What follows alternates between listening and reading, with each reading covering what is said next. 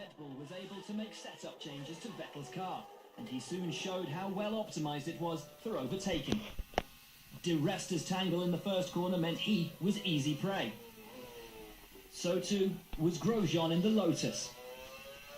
Rosberg pitted and another place was his, as he then ran wheel to wheel with Bruno Senna, but contact to the front wing meant that Vettel's car was damaged. Next for the German, an easy pass on Kartikeyan.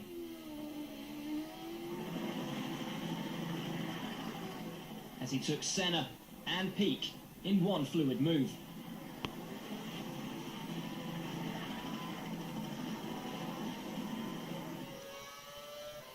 He had a go on Petrov. And while he was at it, a little look at Timo Glock.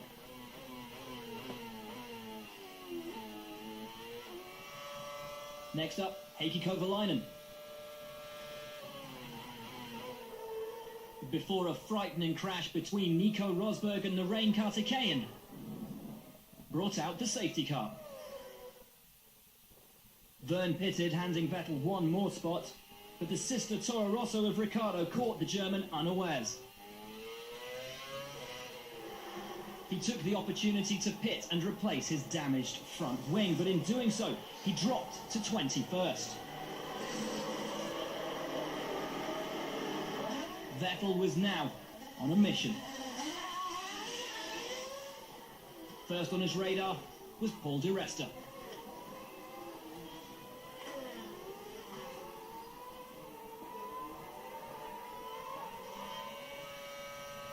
Pedro de la Rosa was dispatched with ease.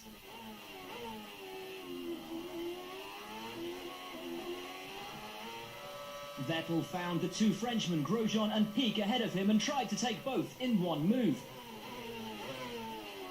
But Grosjean had other ideas. Sebastian tried the pass, but put all four wheels over the white line and would have to give the position back. On the next lap, he made it work, this time within track limits.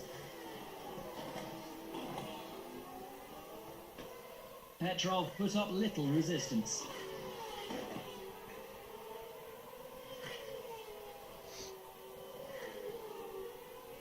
And neither could Timo Glock.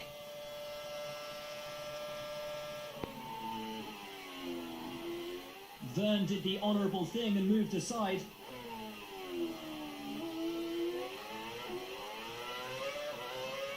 While Heikki Kovalainen also fell prey to Vettel. Lewis Hamilton's retirement handed Vettel 12th place, while Senna's scalp made it 11th. An easy move on Ricciardo, and Vettel was in the points. Before a move on Schumacher in the DRS zone gave him 9th. And as those ahead pitted and elevated Vettel to second position, he chose the perfect opportunity to take a second and final pit stop, taking on fresh tyres, which would prove crucial in the closing laps. And as those around him fought, made contact and ultimately brought out one second and final safety car, Sebastian Vettel found himself in 4th place with just Jenson Button standing between him and an incredible podium. The Briton admitted he hadn't expected Vettel to make the move where he did, calling it one of the bravest moves he'd seen in a long time.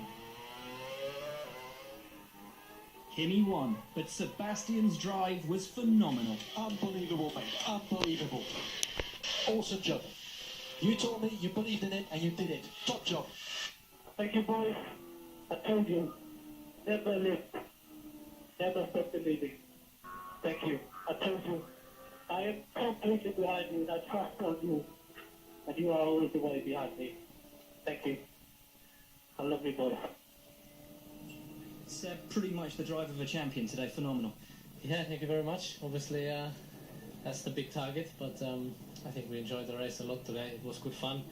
Usually it's hard enough, you know, to start once from 24 to get up to the front, but we did it twice. Did it in the worst possible moment. Yeah, I had no choice after the front wing was damaged, but the speed was there, and I think the will to come back. So, yeah, I think it was a very enjoyable race. Fernando also drove superbly, but it only reduced the gap by 3 points.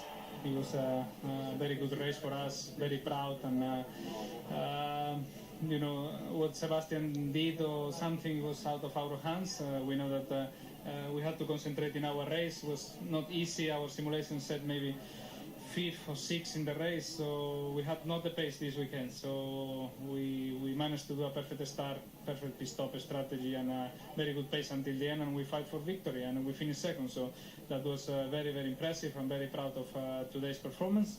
And then, as I said, what Sebastian position at the end, it was not in our hands, and a little bit with the safety cars that regrouped the pack, etc. I think maybe it was a help for him, but this is nothing we can control.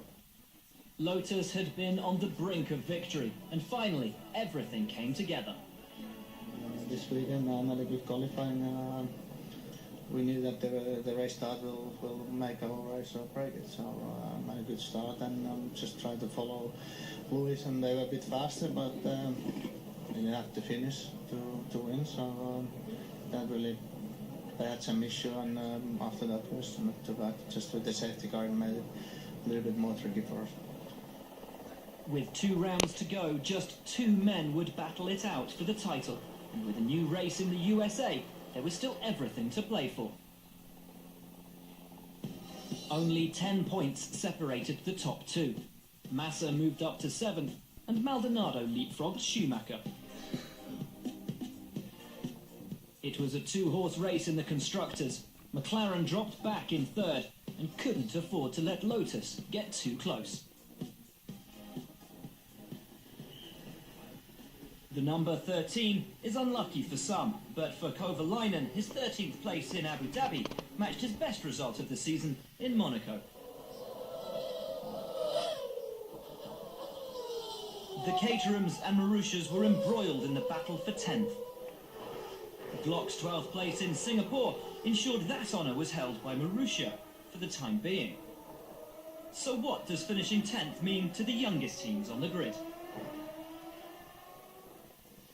Well, of course, it is very important for our team to try and finish ahead of the other new teams. At the moment, we are a few years behind the more established teams, if you like.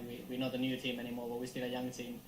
So we're not quite ready yet to battle with those guys. But, what we should be doing and what we're targeting to do is to beat the other guys who started at the same time with us. And we've been able to do that until Singapore, where Marussia, where Timo got a better result than us. So the task for us towards the end of the season is trying to turn that around again in our favour. You have no chance to really race against someone, so your strategy is a completely different one. You need to make the race strategy around the blue flags you will have in the race.